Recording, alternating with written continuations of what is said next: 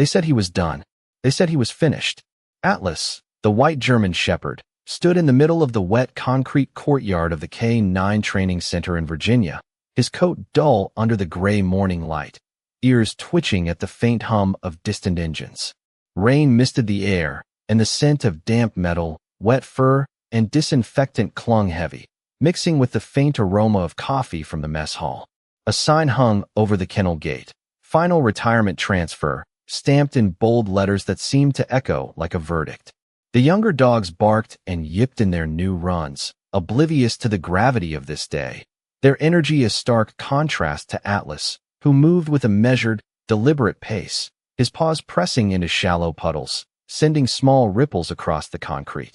Corporal Ryan Hayes gripped the leash, his knuckles white under the pressure, trying to coax Atlas forward, but the dog's amber eyes remained fixed on the old wooden door at the far end of the yard, the place where he had first learned to obey, to protect, to trust, to remember. Atlas's tail remained low, a subtle sway, and his muscles twitched under his sleek white coat, tense but controlled. Dr. Megan Ellis stood nearby, clipboard in hand, watching the dog with a quiet intensity, noting the slight flare of his nostrils, the way his whiskers twitched. It sounds too subtle for most humans to perceive. The cold morning air carried the faint echo of distant footsteps and the shuffle of boots across metal grates. It was quiet enough for one to hear the soft sigh of wind through the chain-link fences, the drizzle tapping in gentle rhythm against the roof of the kennel, yet heavy enough to carry the weight of years. Atlas lifted his head slightly, ears forward, sniffing the air with precision, nostrils flaring at something familiar and long past. Corporal Hayes attempted a firm tone, voice steady, repeating commands Atlas had known for years: sit, heel, stay, none of which drew a response. The dog did not flinch, did not step forward, only shifted his weight slightly, one paw adjusting, his gaze unbroken from that far door. A light flickered in the hallway behind, casting shadows that danced across the wet concrete, and in that movement Atlas's eyes caught the faintest reflection of a figure approaching, the outline of a man whose steps were slow, measured, weighted with history. Staff Sergeant Isaiah Brooks emerged from the mist, rain tracing the contours of his broad shoulders, soaked hair plastered against his forehead, eyes a deep, steady hazel that met Atlas's gaze with unspoken recognition.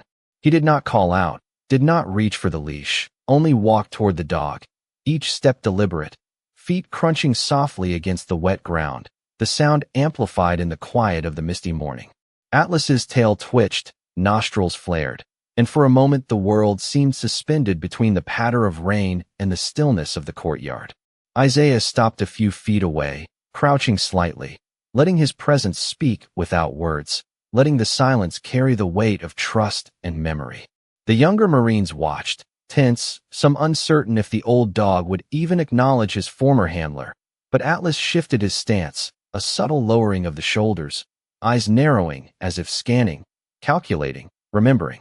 The rain fell in finer threads now, drumming softly against the backs of Atlas's ears, the scent of wet earth and distant pine reaching him. A shiver ran along his spine, not from cold, but from recognition. The memory of years of missions, of nights spent standing guard, of commands given in whispers and shouts, of trust forged in the quiet and chaos alike, all condensed into a single moment. Atlas lifted his head, ears perked fully, eyes brightening with a familiar spark, and for the first time in the morning, a low, subtle growl vibrated through his chest, not of anger, but of life, of awareness, of the faintest hint of anticipation. Isaiah remained still, letting the dog read him, letting the years bridge in that silent exchange. A thin line of fog clung to the ground, curling around Atlas's paws, and he shifted one step closer, hesitant yet deliberate, as if remembering the rhythm of an old dance known only to him and the Marine before him. Every raindrop, every puddle, every muted echo of footsteps seemed to fall away, leaving only Atlas, Isaiah, and the weight of time compressed into a breath, a heartbeat, a memory reignited.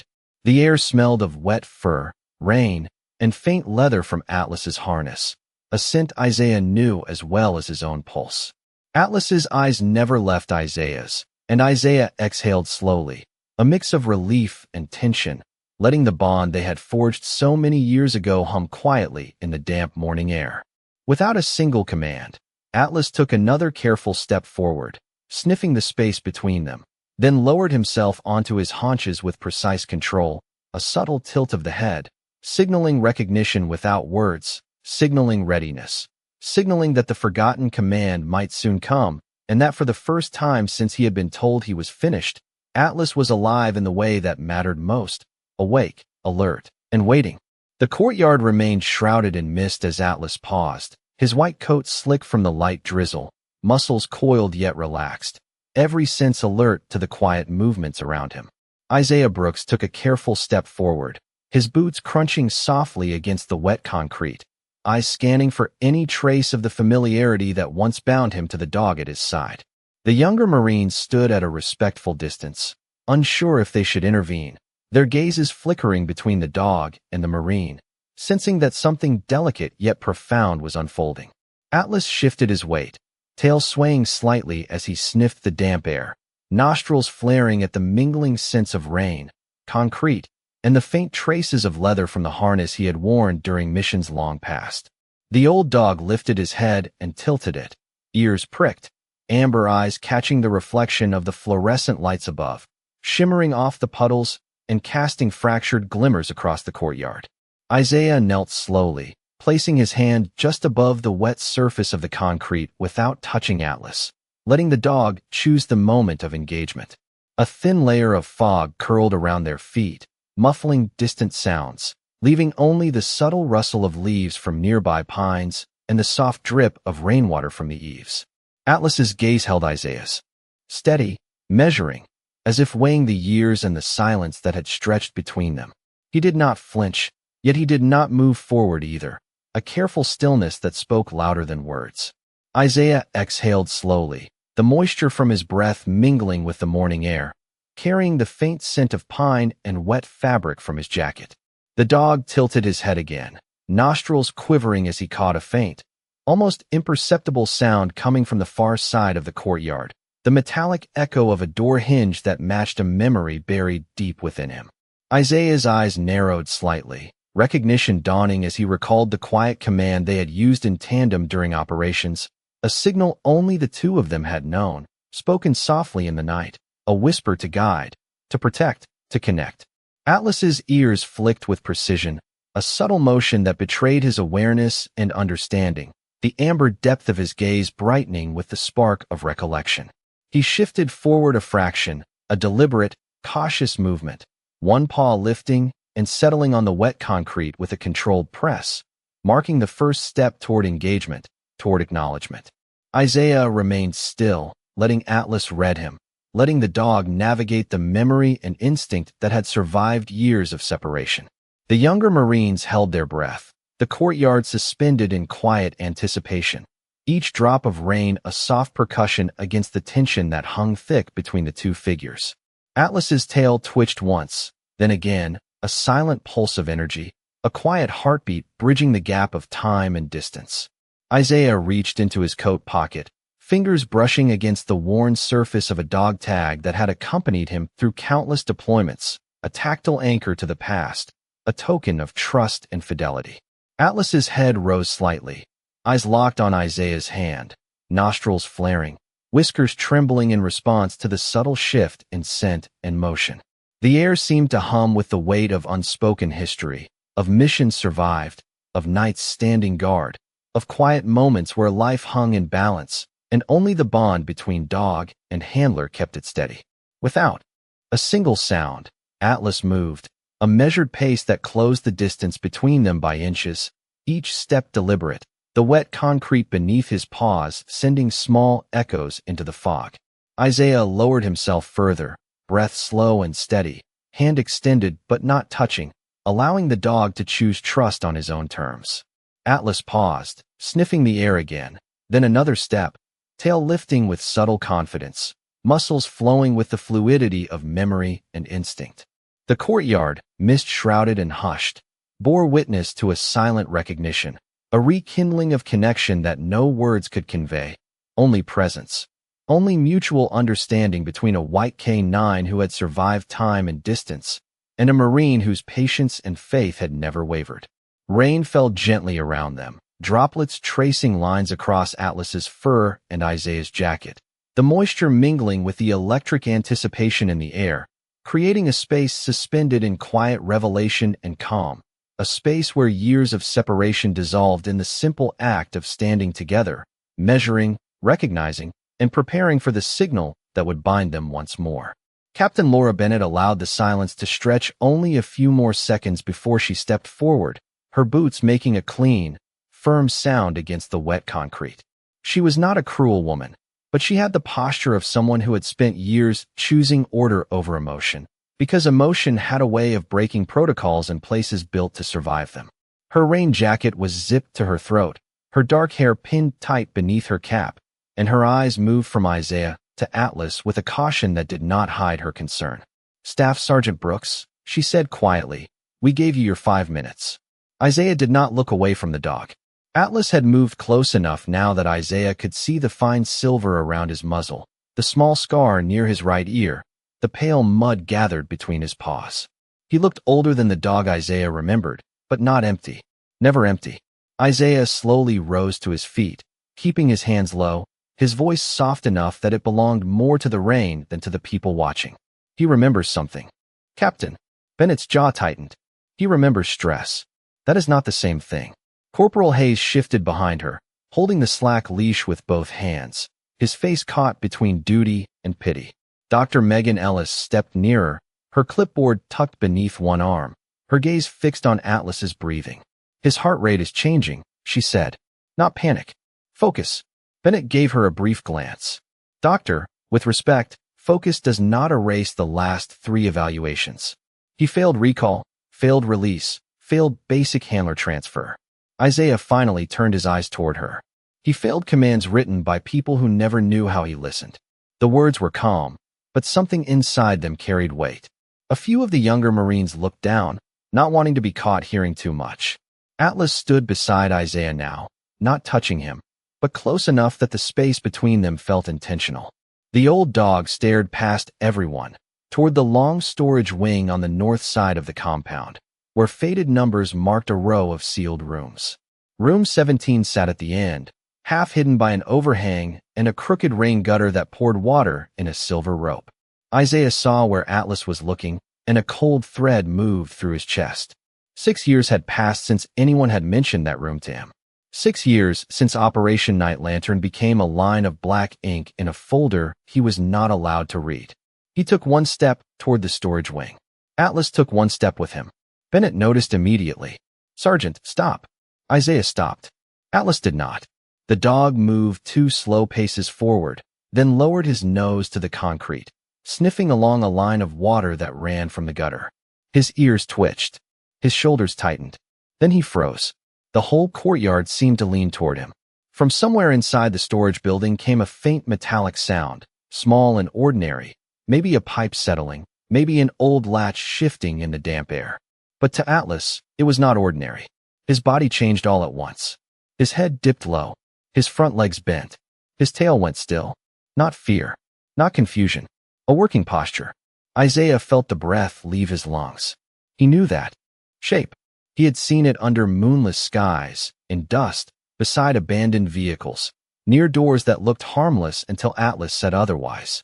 Captain Bennett followed Isaiah's stare, and even she seemed to sense that something had entered the yard with the rain.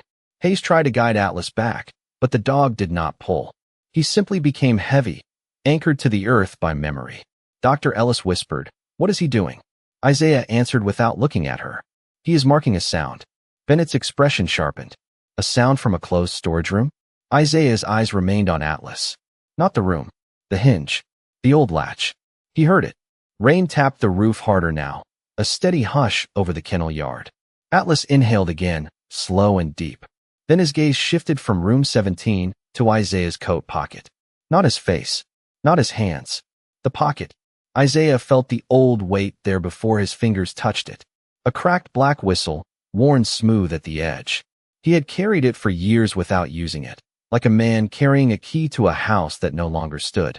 Atlas took one step toward him, and pressed his nose gently against the pocket. The motion was so small that it would have meant nothing to anyone else. To Isaiah, it felt like a door opening inside his ribs. Hayes murmured, "Sir, why would he know that?" Isaiah swallowed. "Because it was his." Bennett's eyes narrowed. "That whistle is not listed in his equipment history." "No," Isaiah said. "It would not be." Atlas looked up at him then, and the years between them seemed to tremble. The dog had not forgotten everything. He had buried one thing so deep that only the right sound, the right scent, and the right man could reach it. Isaiah slowly pulled the whistle from his pocket, but he did not lift it to his mouth. He only held it in his palm, rain collecting along the cracked edge. Atlas stared at it, breathing hard now, not frantic, not broken, but waiting. Bennett's voice lowered. "Sergeant Brooks, what is going on?" Isaiah did not answer at first. His thumb brushed the old whistle, and behind his eyes came a memory of cold air, red dust, a radio filled with static, Atlas standing in front of him with that same terrible stillness. Then he looked toward room 17, where the rainwater ran beneath the sealed door like a thin black ribbon. "I do not think Atlas failed his evaluation," he said. "I think he has been trying to finish one." Atlas shifted his weight, the subtle motion like a pendulum counting seconds that had long since stopped in the minds of those around him. Isaiah remained still, holding the whistle loosely in his hand, feeling the cold metal against his palm, letting Atlas make the choice to act. The courtyard seemed to shrink, the rain muted against the distant walls, and every droplet hanging in the air felt suspended, a delicate clock ticking in quiet anticipation. Atlas's amber eyes flicked from the whistle to Isaiah, then toward the shadowed entrance of room 17, a path familiar only in fragments yet etched deep into his memory. Each step the dog took was deliberate, cautious but purposeful, paws pressing into the wet concrete with a soft, almost musical thud that echoed faintly in the mist. Staff Sergeant Brooks exhaled slowly, sensing the old instincts stirring beneath the white coat, a rhythm honed by years of missions where silence spoke louder than commands. Captain Bennett stepped aside, her arms crossed, eyes sharp, recognizing that what was unfolding was beyond evaluation, beyond protocol, a communication of history and trust only they could understand. The younger Marines remained frozen, aware that every subtle movement carried weight, that the leash in Hayes's hand was secondary to the invisible tether linking dog and handler, a connection spanning years and countless missions. Dr. Megan Ellis observed Atlas's breathing, noting the rise and fall of his chest, the faint quiver of muscles under his coat, and the way his ears rotated to capture the faintest sound from the storage wing. Atlas paused halfway, nose touching the damp concrete, and sniffed along an invisible line, nostrils flaring, tail lifting slightly as he caught the scent of old timber and rusted metal, remnants of a room long sealed, a room that had held secrets too delicate for immediate discovery. Isaiah stepped closer, matching the pace without imposing, letting Atlas guide. The interaction, feeling the history of shared vigilance pulse in every measured motion of the dog. The fog thickened, curling around their legs, softening edges and sound, leaving only the precise weight of Atlas's body, the gentle tapping of rain on metal roofs, and the quiet exhale of anticipation. Hayes whispered under his breath, "Sir, what is he doing now?" Isaiah did not answer. He only watched Atlas, noting the subtle tension in the shoulders, the shift of weight forward, the small lift of a paw, and the fixed gaze on the storage wing, recognizing the calculated patience that had saved lives more times than he could count. A faint metallic echo came from inside the building, almost lost in the rain, yet Atlas reacted instantly, ears perking fully, muscles coiling as if preparing for a task only he could perceive. Isaiah felt the old rhythm, the memory of nights spent communicating through whispers and gestures, a bond forged in quiet moments and long hours, and he realized that Atlas was not hesitant, not confused. He was aligning with the signal that had been buried in his mind, the one command that transcended years and training manuals.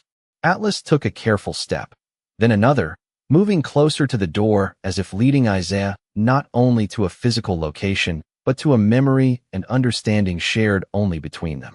The mist curled higher, swirling around the corners of the courtyard and around Atlas's legs, a visual echo of the invisible threads of loyalty, trust, and history connecting dog and marine. Isaiah's heart lifted slightly, a quiet pulse of recognition and hope threading through him, as he realized the dog was guiding him to something long hidden, not out of fear or obedience, but out of a profound awareness of purpose.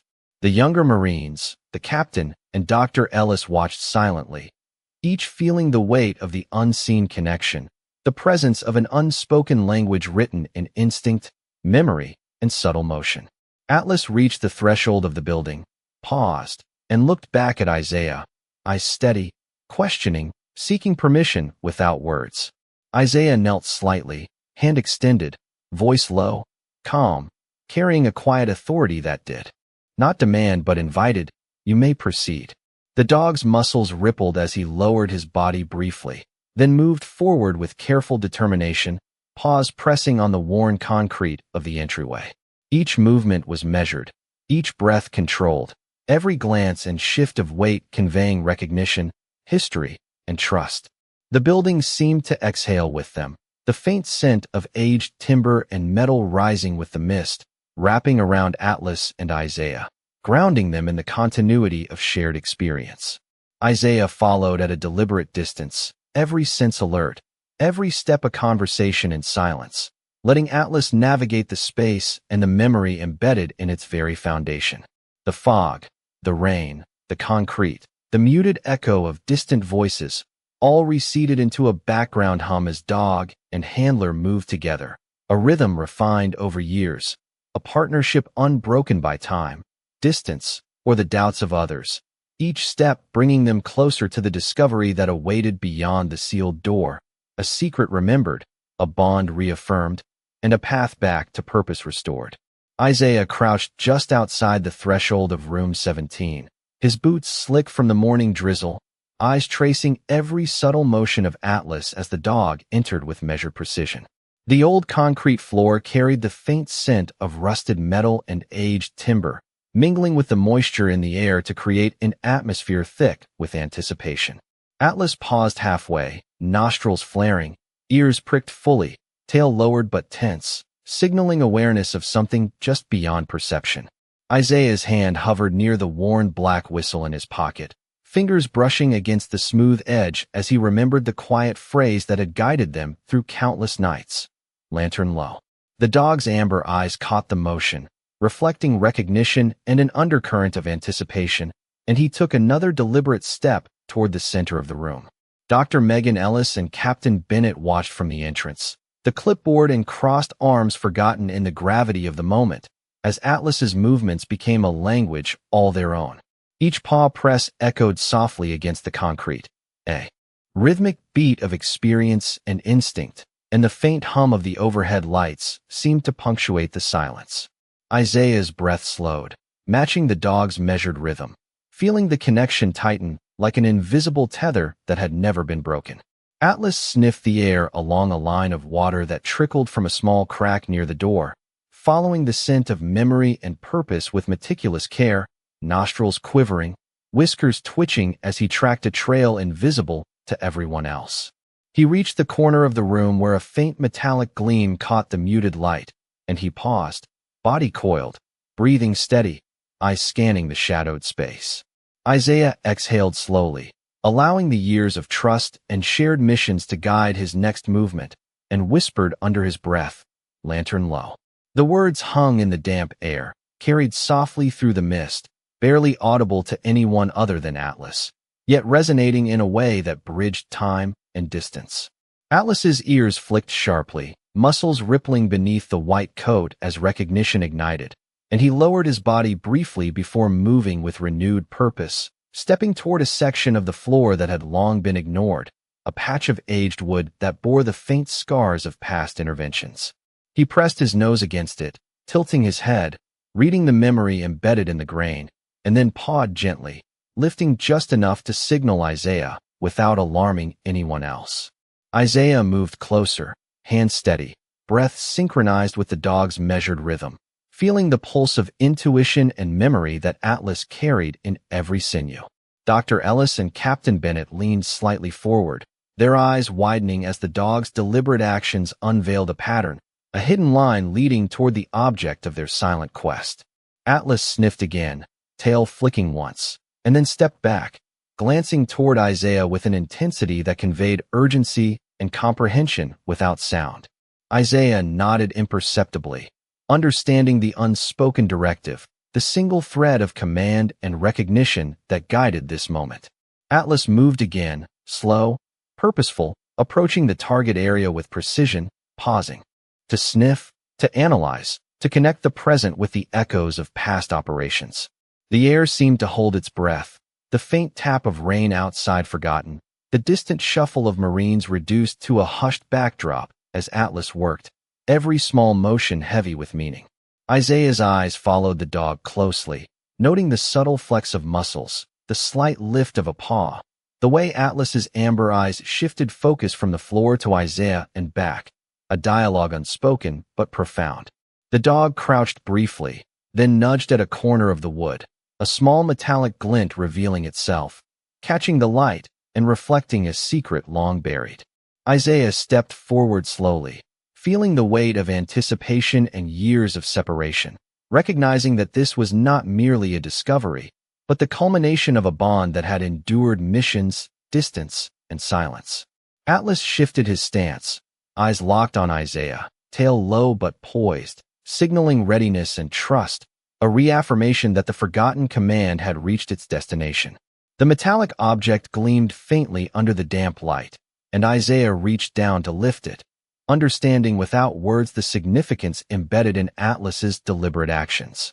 The old dog pressed gently against his hand, as if approving, acknowledging the shared understanding that had bridged years of silence and separation.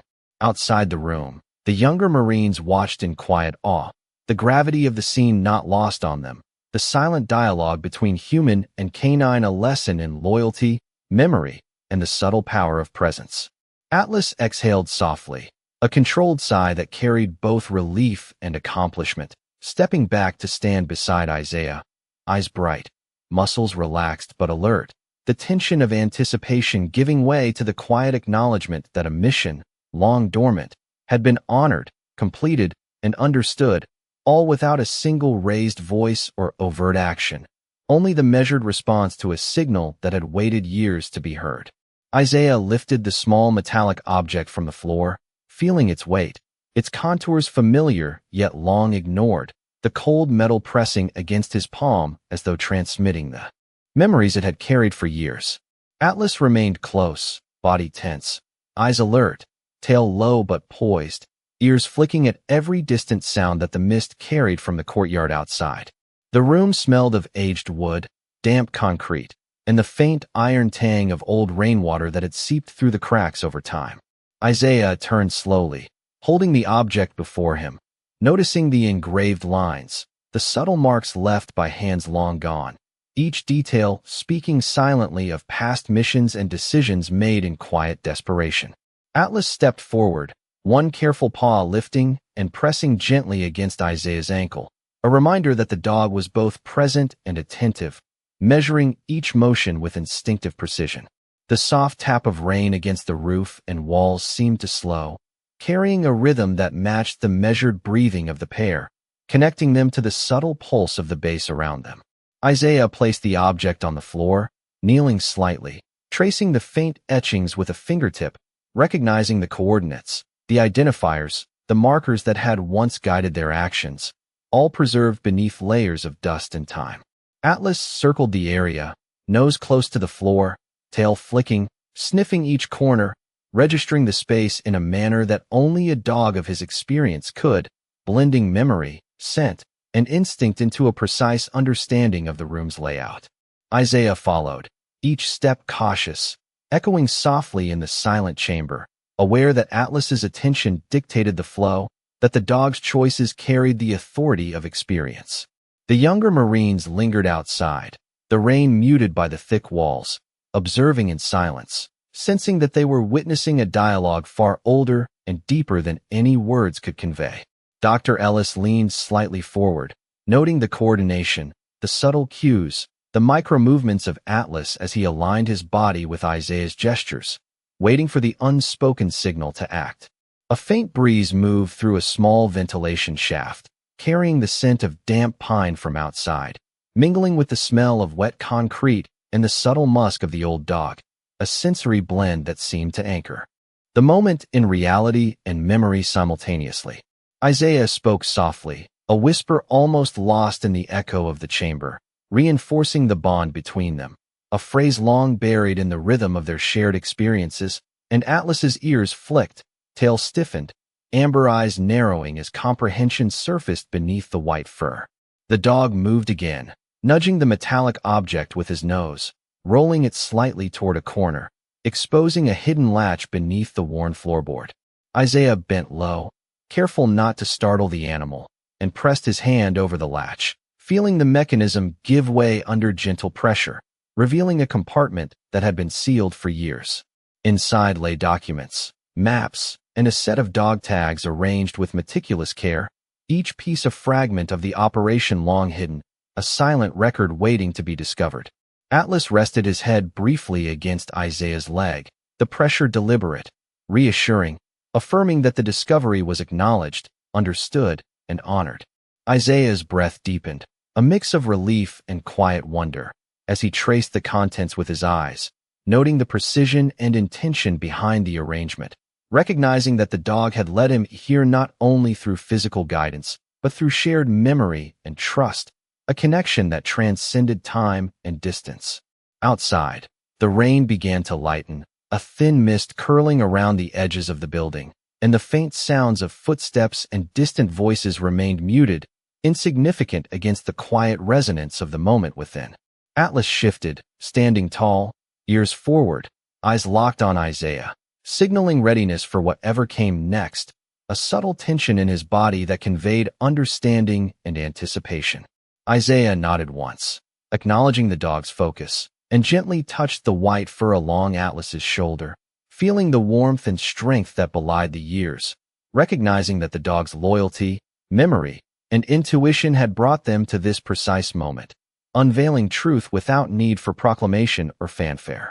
The documents lay before them, the air thick with the weight of years, the quiet hum of anticipation, and the steady rhythm of a bond that had endured missions, separation, and silence, all converging in the small chamber where dog and handler now stood, attuned to each other and to the discovery, each breath, glance, and movement a testament to trust, history, and the subtle power of presence. The documents inside the hidden compartment did not look dramatic at first. No bright warning stamp, no red folder, just damp-edged pages sealed in plastic, a folded map marked with faded pencil, 2 worn dog tags, and a small digital recorder wrapped carefully in an old strip of white medical tape. Yet the room changed the moment Isaiah saw them. The air felt colder. The rain outside softened to a whisper against the roof, and somewhere beyond the storage wing, a truck engine turned over, distant and ordinary, as if the world had no idea what had just been uncovered beneath its feet. Isaiah reached for the recorder with slow fingers. Atlas watched every movement, his white head lowered, his amber eyes fixed not on the object but on Isaiah's face, as if the dog were waiting for him to remember before the machine ever spoke. Captain Bennett stepped into the room, her polished boots leaving dark prints on the concrete. Dr. Ellis followed, careful and silent, her eyes moving over the compartment with the stunned focus of a doctor seeing a pulse where everyone else had declared stillness. Corporal Hayes remained near the doorway, holding the loose leash like a man who had forgotten why leashes existed. Isaiah turned the recorder in his palm. The device was old, scratched along the side, its label almost gone. But one piece of writing remained beneath the cloudy plastic. Night lantern, field copy. Bennett's voice dropped. Sergeant Brooks, do you know what that is? Isaiah did not answer right away. His thumb hovered over the play button, but his eyes had gone to the dog tags. One was his. The other belonged to Atlas. Not a decorative tag. Not a kennel tag. A field identification tag, stamped with the old unit code Isaiah had been told no longer existed. He picked it up, and the chain gave a soft metallic whisper. Atlas stepped closer and pressed his nose against the tag, not excited, not confused, but solemn, like a soldier recognizing a flag folded by careful hands. Isaiah swallowed, and the sound seemed too loud in that sealed little room. They told me Atlas lost control that night, he said. They told me he misread a command. Bennett's expression tightened, but she did not interrupt.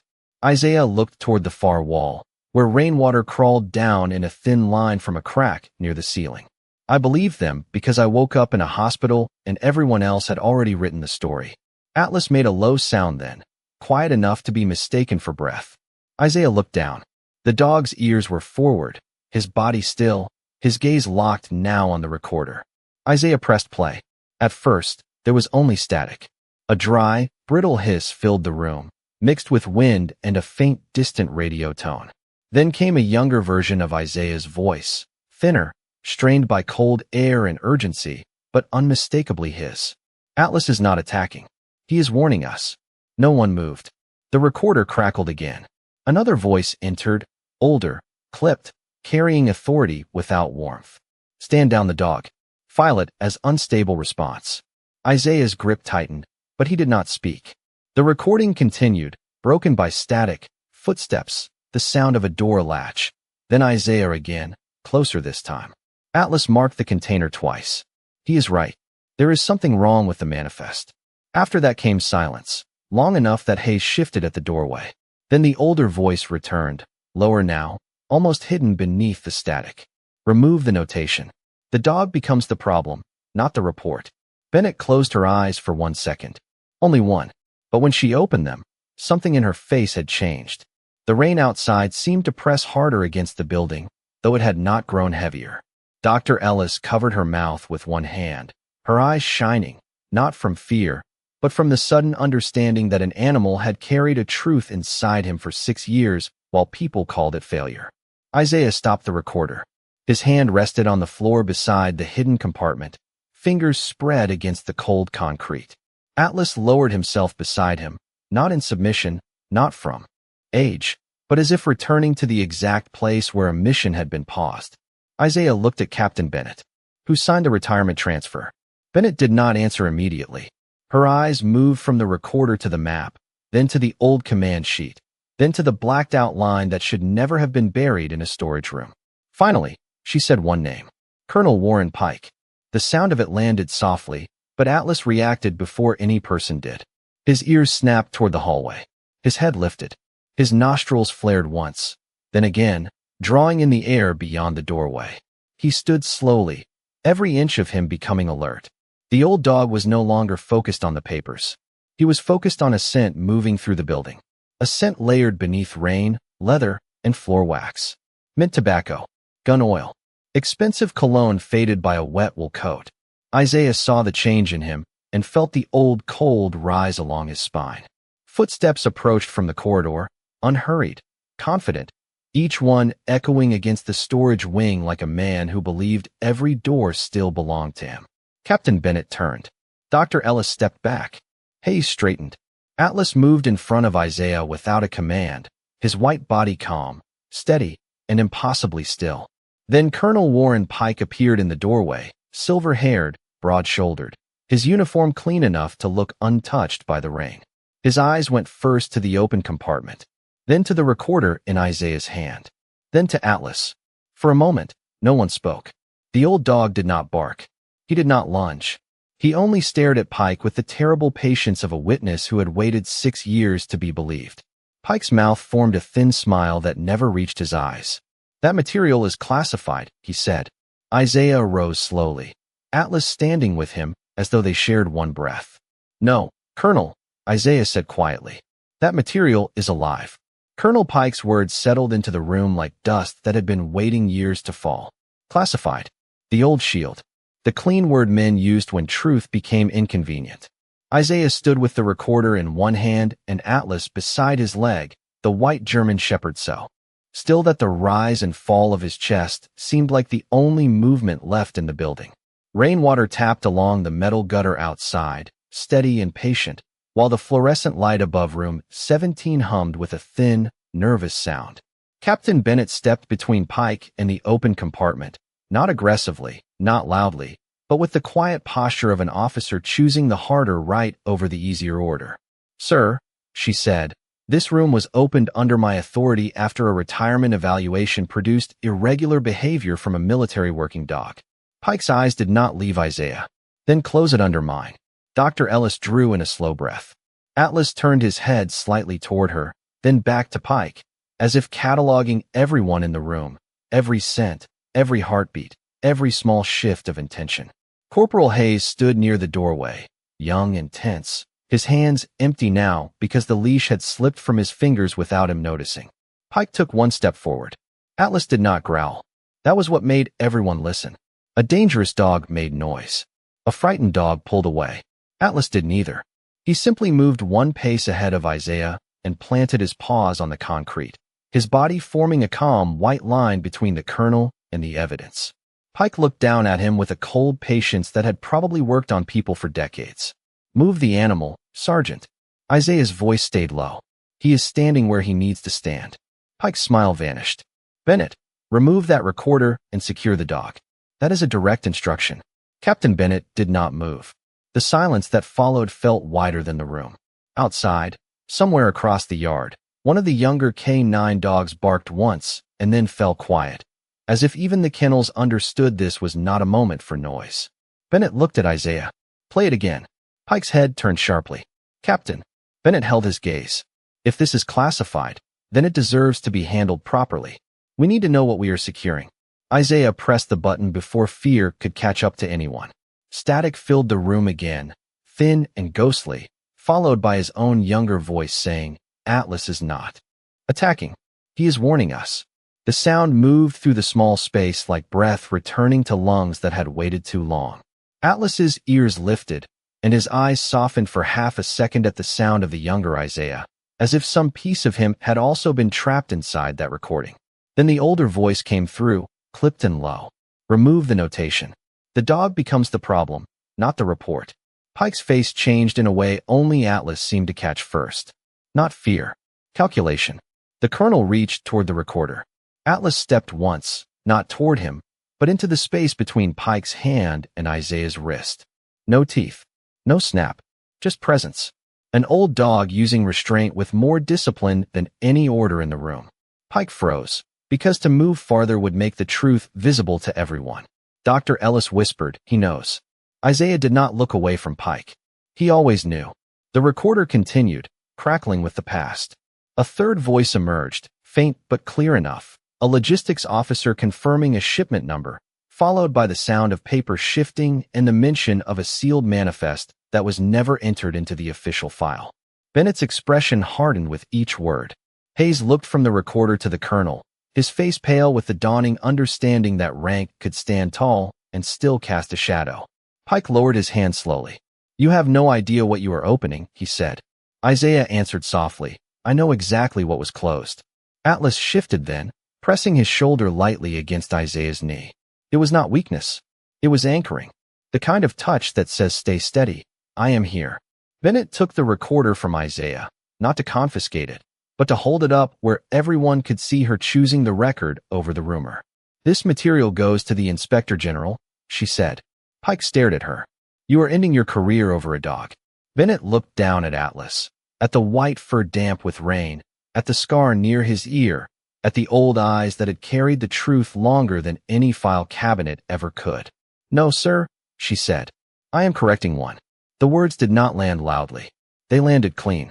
Pike's shoulders rose and fell once under his wet coat. For the first time since he entered, he looked at Atlas not as an animal to be managed, but as a witness he had failed to silence. Atlas held his gaze with quiet patience. Not hatred, not triumph, just memory. Isaiah felt something inside him loosen, not all the way, not enough to erase 6 years, but enough to breathe through. The rain beyond the walls began to thin, its rhythm softening into scattered drops. Dr. Ellis knelt near the hidden compartment and gathered the documents with careful hands, sealing each page back into its plastic sleeve as though handling something sacred. Hayes picked up Atlas's leash from the floor, then hesitated and offered it to Isaiah instead. Isaiah looked at the young Marine, saw the apology in his eyes, and accepted it with a nod. Atlas did not need the leash now, but Isaiah held it anyway, not as control, but as promise. Pike stepped back from the doorway, and the corridor seemed brighter behind him, washed in gray morning light. He said nothing more. He did not have to. The old story had begun to lose its shape. As Bennett escorted him out, Atlas remained beside Isaiah, watching until the colonel's footsteps faded down the hall. Only then did the dog turn his head and look up. Isaiah lowered his hand to the white fur between Atlas's ears. For 6 years, people had called him broken, unstable, finished. But in that quiet room, with rainwater running under the door and truth resting in human hands at last, Atlas stood as he had always stood, steady, faithful, and right.